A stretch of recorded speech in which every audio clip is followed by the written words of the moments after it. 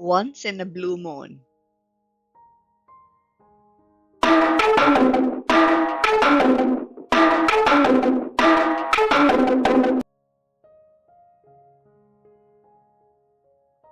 Once in a blue moon means something that happens very rarely or almost never.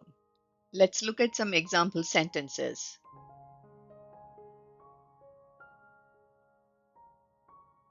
He goes to the movies once in a blue moon.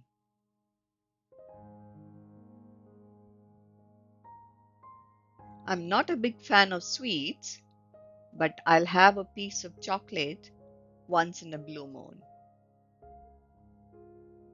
Let's do an exercise to better remember the idiom.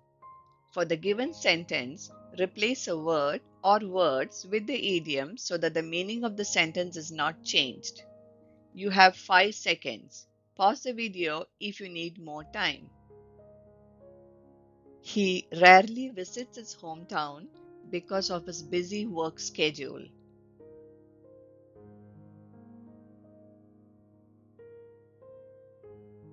He visits his hometown only once in a blue moon because of his busy work schedule.